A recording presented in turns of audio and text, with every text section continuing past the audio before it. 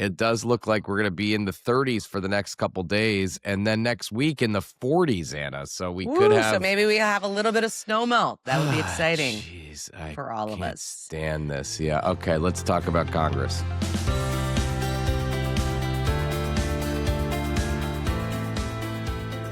Good morning, I'm Anna Palmer. And I'm Jake Sherman. And welcome to the Daily Punch, brought to you by Punchable News. It's Wednesday, February 4th, 2026.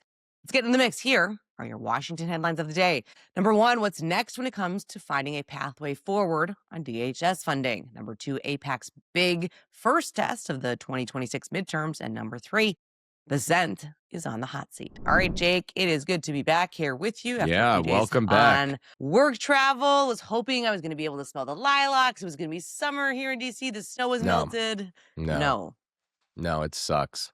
not what is happening. This snow is not going to be melted until like April, I feel like. And but I did wake up this morning and I saw before I went yesterday during the day, I think the mayor said we could get another inch of snow or a half of inch of snow overnight. And it does not appear from my cursory look outside that we got any snow overnight, which is a good development because, I think right now or yesterday morning, at least, it was a balmy 30 degrees, which is a better situation than it has been. And right now it's 26th. Okay. I'll take it, I guess. But it does look like we're going to be in the 30s for the next couple days, and then next week in the 40s, Anna. So we could have. So maybe we have a little bit of snow melt. That would be exciting. For all of us. Stand this. Yeah. Okay. Let's talk about Congress. All right. So let's talk about it. Congress put out one fire yesterday just to start another year, starting Punchable News AM Top about 12 hours ago. President Donald Trump signed a bill into law that funds most of the federal government through September 30th. But the Department of Homeland Security is only funded for another, 9 days. That is until February 13th. And the pathway forward is difficult at best. Republicans and Democrats in very different corners here. Feels a little bit like they set themselves up to fail at this. But I get the idea that Democrats wanted to put the pressure on Republicans to push something through. But man alive, is it going to be really difficult? Yeah, there is no chance they're coming to a deal in the next 9 days. This is not me being a skeptic. This is not me being a Debbie Downer. This is not me doubting Mike Johnson or Chuck Schumer or Hakeem Jeffries or John Thune. This is me telling everybody that there is zero chance they're coming to a deal in the next 9 days. Why do I say that? Well, yesterday I talked to Mike Johnson before the Republican conference meeting. He said, and he has said this, keeps adding on to his opposition to what Democrats want. I mean, Democrats put out a kind of 3 or 4 ICE reforms that they needed to fund DHS in the long run. And Mike Johnson is against almost all of them. And so is the administration, and so are many Senate Republicans. Mike Johnson is against adding a new layer, as he called it, of judicial warrants for federal law enforcement officers who are policing immigration. He is against forcing ICE officers to remove their masks. Those are two of the biggest things that Democrats want. So we'll start there by saying that they're not even in remotely the same place. And Mike Johnson says he wants to use this opportunity to start writing laws about sanctuary cities, either stripping, some people want to strip funding from sanctuary cities. What Johnson said is he wants to force local law enforcement officers in sanctuary cities to prosecute immigration-related crimes. So, which will be a non-starter for this. Yeah. Okay, so a deal is incredibly far off.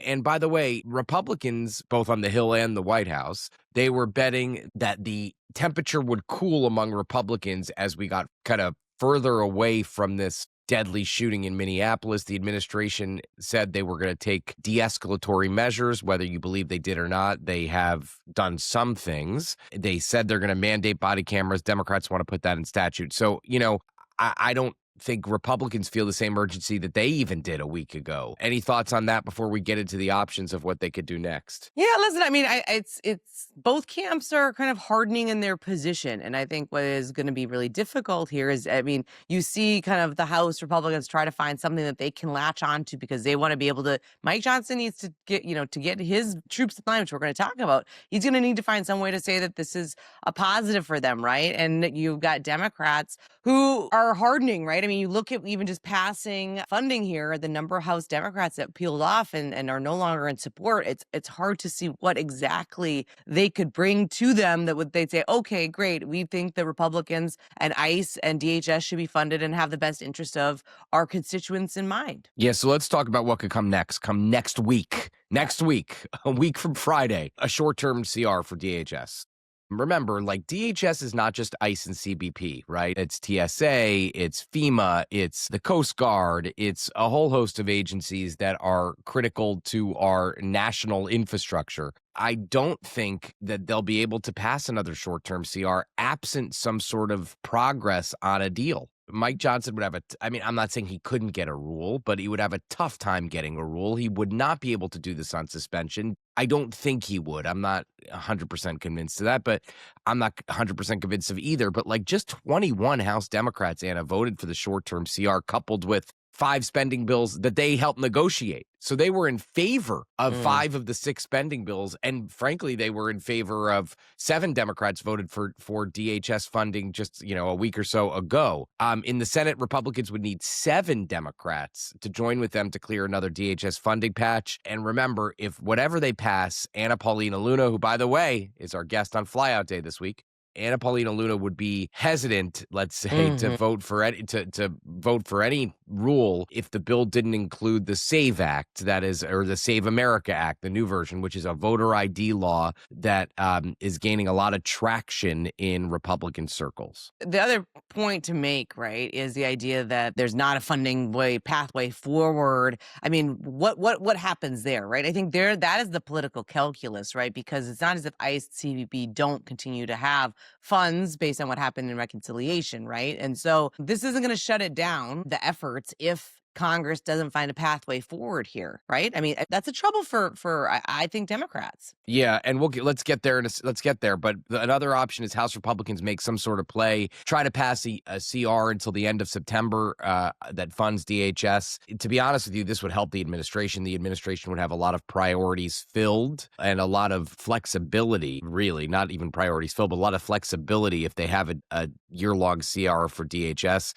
Thune would be in an impossible position because that would have no chance of getting 60 votes in the Senate.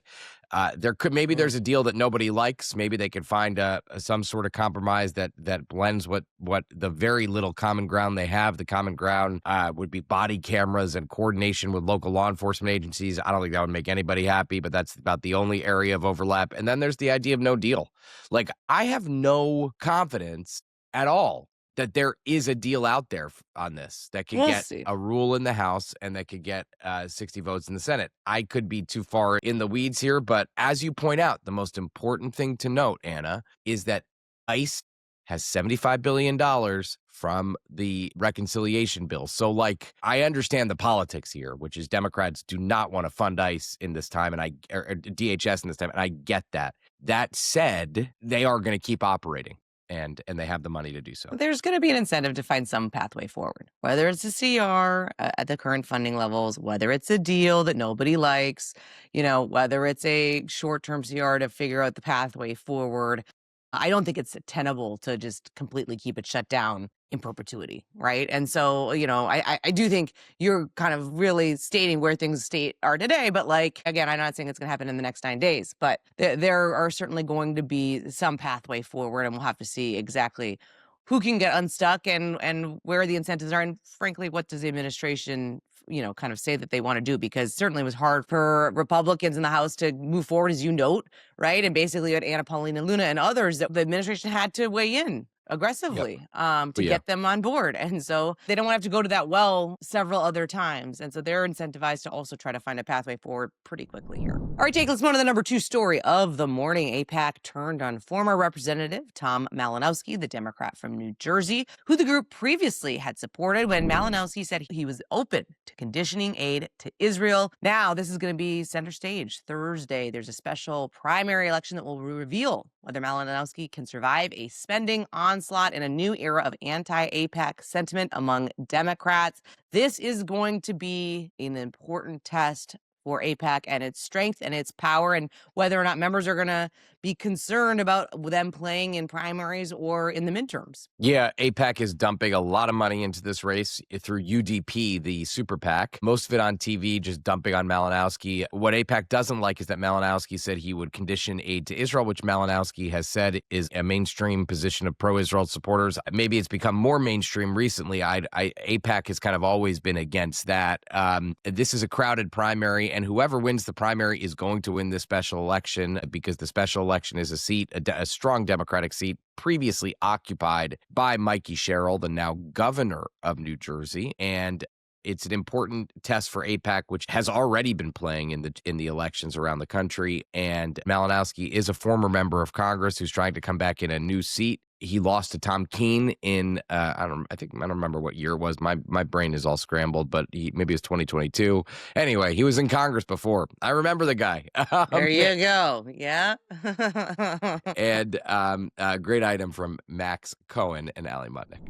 All right, Jake, this is one of the number 3 story of the morning. We've got a treat from our Vault policy coverage, which covers financial services, tax, and trade. A free look at their coverage on Treasury Secretary Scott Bessent and how he's beginning a 2-day tour of Capitol Hill this morning. The first stop, the House Financial Services Committee. The second, the Senate Banking Committee gets a bite on Thursday. This is, of course, super important. He's been on the Hill before, but he is involved in everything, Jake. He is. Bessent has a lot of responsibility in this administration, and there will be a lot of questions for Bessent from House Financial Services and Senate Banking.